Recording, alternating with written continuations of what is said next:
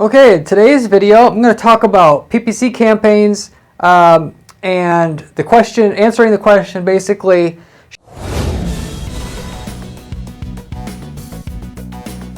should I break my campaigns out by location?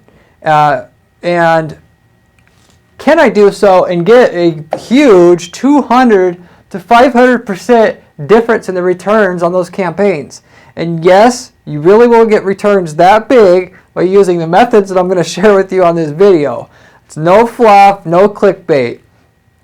Of course, it will vary a little bit based upon what type of business you have, but you don't need to either just be a local business. You could be a national company.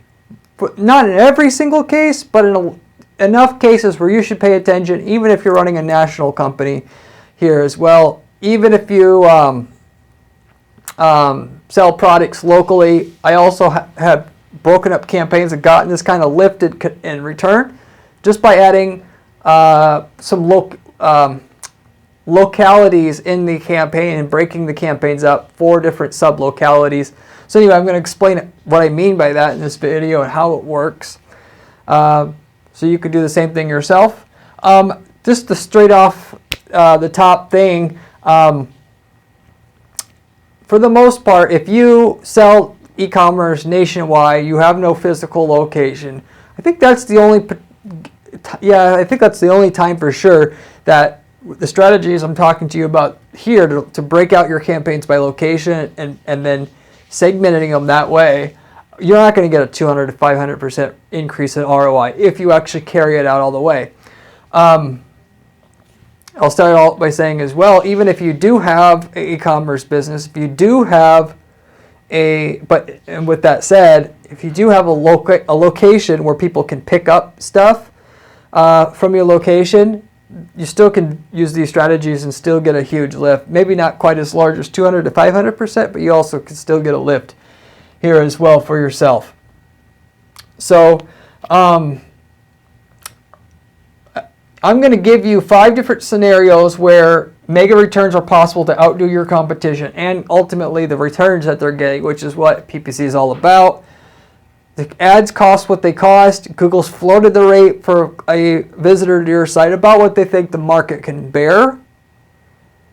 And now it's down to who can outdo in terms of get the more out of each click than what Google think the average price is that somebody can afford to pay in your market, so that you automatically get the 10-to-1 return and your competition doesn't. And for the most part, and this is the case with everything, only 1 or 2 guys in your niche can probably get the 10-to-1 return. Everybody else won't, because if everybody did, Google already a long time ago would have raised the price per click in your market to take advantage, and so that there are some winners and some losers again. Not because it's a conspiracy, but specifically because Google is trying to encourage users, for the most part or mostly, so that people will try hard with their ads. Because if people try a lot harder to serve their user and do little stuff like I'm mentioning on this video, let alone other things, and think about the actual user instead of just, oh, I have money, throw money at it, throw money at the problem, that the user doesn't care about how much money you have. They want what they want. And if you help Google's user, Google's going to reward you with lower cost per visitor. Of course, you're also going to get more people to respond per visitor on every visitor you're paying for as well. And it will make sure people want to click on ads in the future, and that's what Google is really about. Because they don't want to if they wanted to damage their platform, they would just go with the guy who has the most money. That's not how it works. There's a quality score system Google has. There's an algorithm to determine who should be paying what, who should be shown where and how often there on Google search specifically, but also on Google's display network. But this is about Google search ads here. And so doing this, again, little stuff like this can put you on top, specifically because nobody else is going to be willing to do it for the most part. If you do have somebody in your space doing this, there's probably, you'll be, if you're not the only one, then maybe one other person. For the most part, 20% of your market, your competition is making an okay return. Everybody else is probably that at least tries to do it. And a lot of people you don't see because they came and gone. They're not making any money or barely anything. So to be in position to actually make not just an okay return, but a great return, you got to be able to do more. And this is just something that I can tell you right off the bat. If you do, automatically puts you into the more category. Okay, so anyway, with that general prelude out of the way, I'm going to go into the actual strategy here next. And actually, the strategy itself, I'll talk about it. I got several examples where I broke out a campaign into a local strategy for that company, given that some were local businesses, some not. So you kind of see how this works. And then you can fit this into the business that you have based upon the actual, the closest scenario that I give you here that will cover, regardless of what business you have, you'll be kind of included in there somewhere.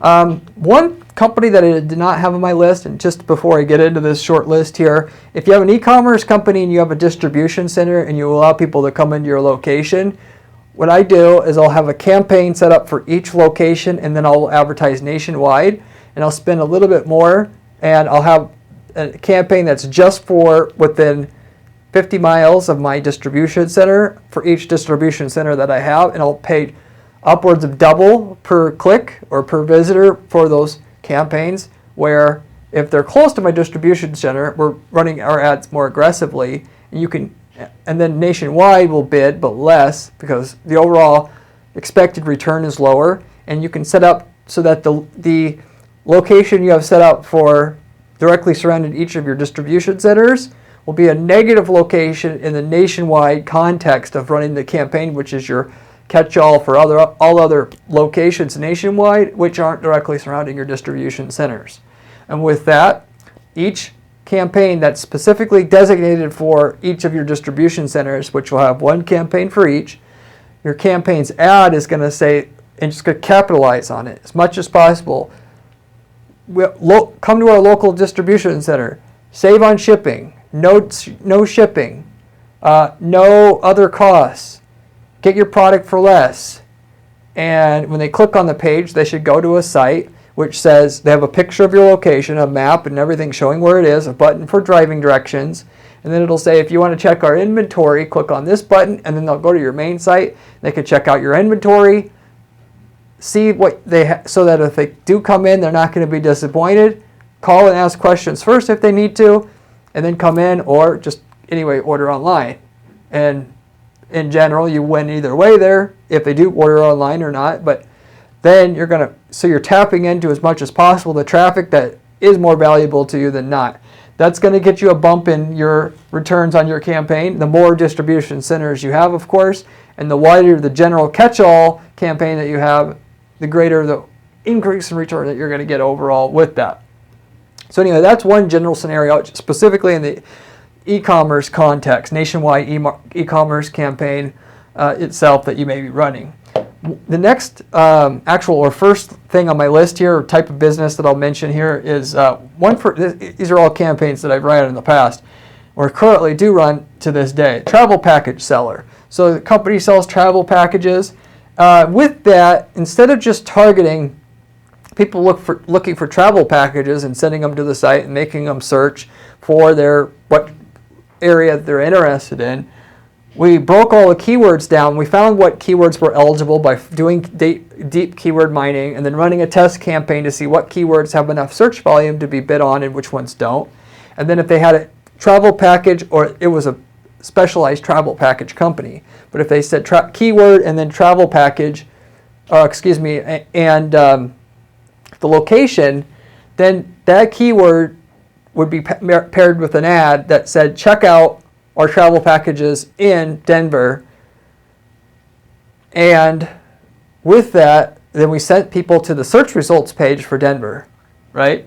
On the other hand, if that person was from Colorado, even if they didn't search for travel packages in Denver, we know statistically that person's more likely to convert if we send them to a search results page for Colorado as a whole than sending them to the home page where they have to actually filter down their locations, at least as a starting point.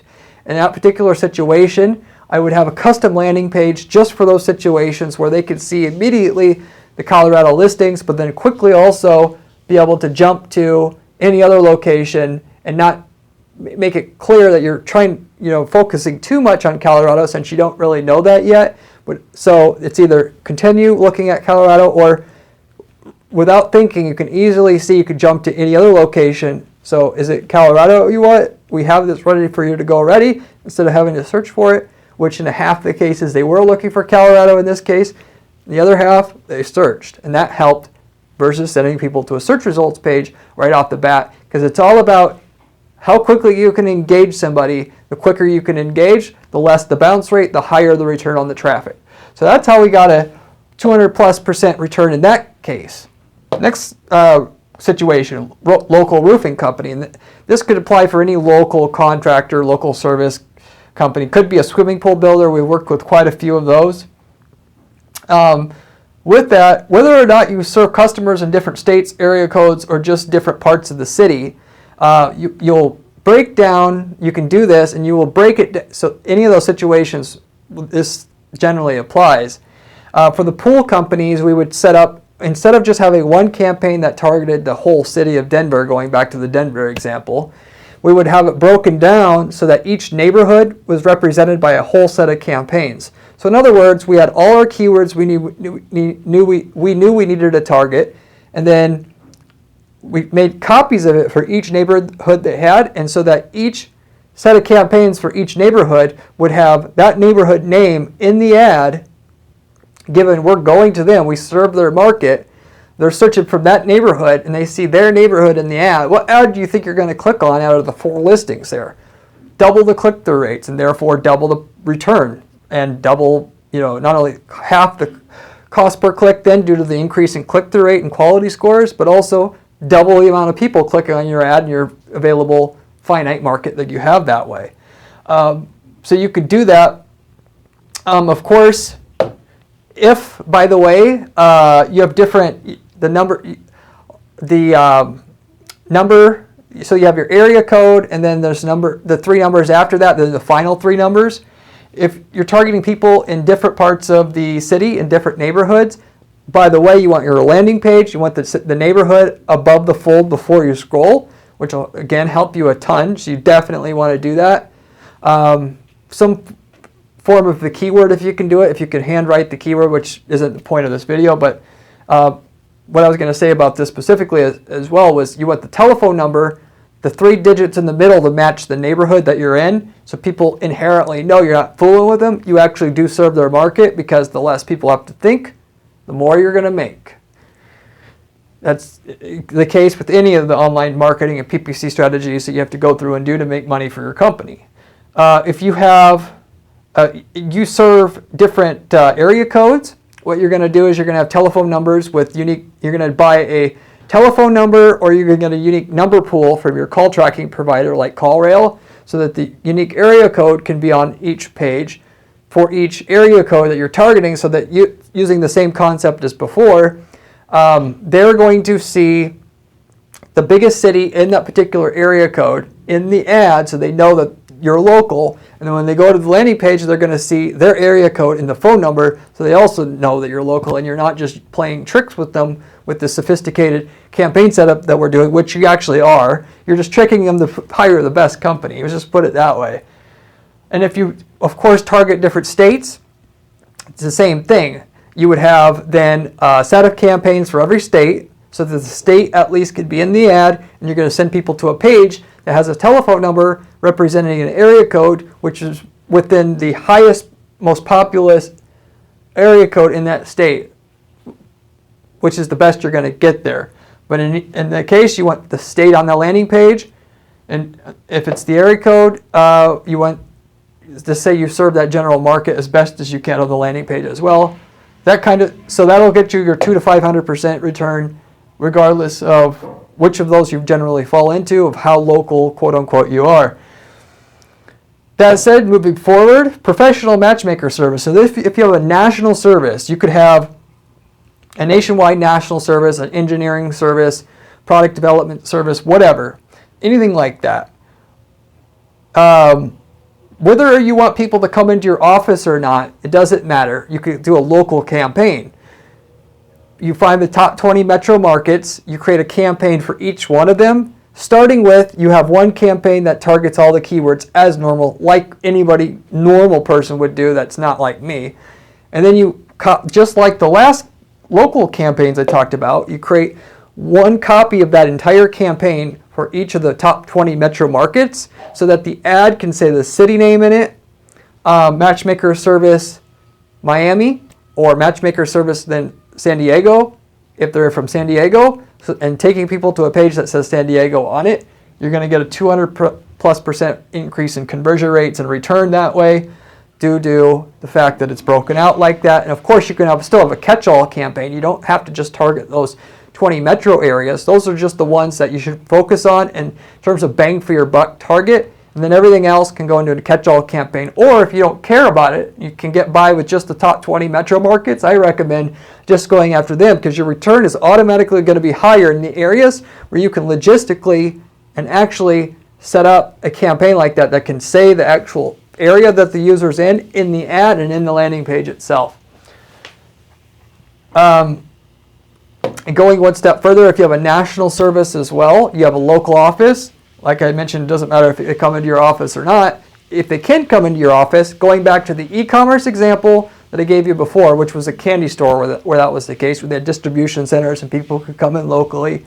In this case, if you have a local office in Denver, again, within 50 miles of Denver, they're going to see an ad saying that you're local to take and tap into as much of the really, really high profit traffic you can. Given you have a award-winning studio that's local that they can hire for the person, which gives you an edge there. And then you have nationwide, you have a campaign just for that. That doesn't say Denver on it because nobody cares, and it would actually hurt you if you said Denver in that case. But then it's the same thing as these other two examples I showed you, or other example here for the roofing company. You want the landing page, if they're local, to say the location, Denver on the landing page as it would on the ad. And of course has a telephone number that also looks like, at the very least, has an area code that's local, but also the second set of 3 numbers, if you can as well, to get the maximum return you can from this whole localization process that you're going to add to your nationwide campaign there. So basically covers nationwide versus actual local, whether you're in a regional or in a city or whatever. You got both angles there. The last example I have for you here, a local product supplier campaign. So I have a company that sells elderly mobility equipment. Like everybody else, as I've written here, normally in that type of business, what are people going to think of doing first of all? They're going to target like mobility store in Miami, right? That makes sense, right? No. Much more profitable to go after people that are searching for mobility scooters and send people and actually with that, instead of just saying mobility scooters and sending them to your site like as is, you just sell these things e-commerce and you ship them nationwide.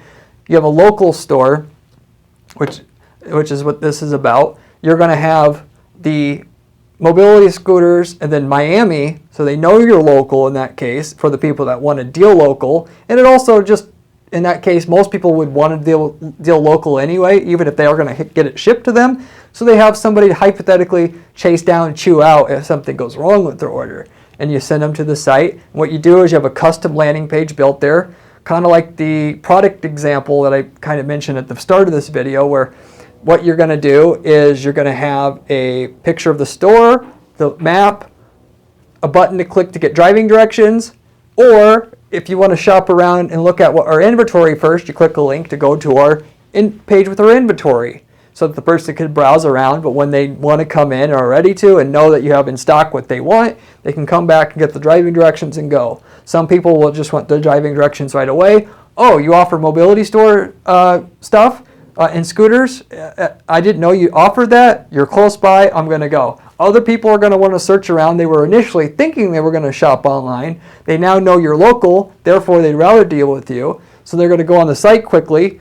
They're going to call, ask a couple of questions there, and then come drive in to get it because they're going to be able to get it sooner, and there's no shipping fees, or of course taxes in that case. But in general, that's kind of what the deal is there. So whether you want people coming into your store / showroom or not, you can use that particular strategy in that. So in that particular case, you're going to, I made a typo there. That actually does apply if you were going to sell, I don't know why I typed that line the way that I had, but if you want people to come in to your store and you're selling products locally, but you can also ship, that would be the kind of model where you can break up and add locality to what you're doing and capitalize on it. Again, if you were going to ship nationwide, you could do that, but you would have a whole separate campaign for just what you can sell locally for whatever stores, physical locations you have, and then a nationwide campaign that targets everything else and doesn't say location on it, but at least you're going to take advantage of what you can in that local market. And since this particular company is local only, and even though we're targeting individual keyword items, the whole idea is to sell local. We have a workaround that's going to be able to have us find the most qualified customer, and more than just the people looking for a mobility store, because that's not what most people search for. We have a way then to flag those people down quickly in that they didn't know that they were going to be able to find a local store with online inventory because they prefer to browse online first, and we're going to get them to come to us, and therefore we're going to get them for half the rate that anybody else is going to get them for, because everybody else is not going to have Miami in their ad. We are now. Our click-through rate's going to be double. We're going to have twice the potential and half the cost per click for doubling our cost per click as well, due to Google's quality score system and how it works. So anyway, that in general talks about how to localize a campaign, how to get 200 to 500% increases in return on your campaign as it sits right now, as long as you have, of course, a capability to deal local in some capacity, in some form, or if you can deliver digitally, adding a local feel to your campaign and take advantage of that huge increase in response rates and click-through rates and decrease in cost per click and decrease cost per sale all the way down the line using it, just the way that I described for this Matchmaker service or the engineering company, so on and so forth. As well. So anyway, that covers everything. If you like this video, consider giving it a thumbs up. I would appreciate it. You can also see a lot of other videos of this channel just like this. I come out with a new video on different PPC strategies every day. You should consider subscribing if you want to become a PPC expert. I also on guaranteedppc.com/blog, a blog with more step-by-step instructions on how to put together PPC campaigns that work and make money. More detailed information that you're going to find anywhere else on any other PPC guides online, and that's not just fluff. If you have any questions about making a campaign that you have now that's not localized, turning it into a localized campaign, or just get clarification on anything else that I said here today, go ahead and leave a comment down below, and I would be happy to get back with you, and we'll for sure get back to you on any questions or concerns or comments that you have there personally. I hope you enjoyed the video, and hope you also try this out for yourself.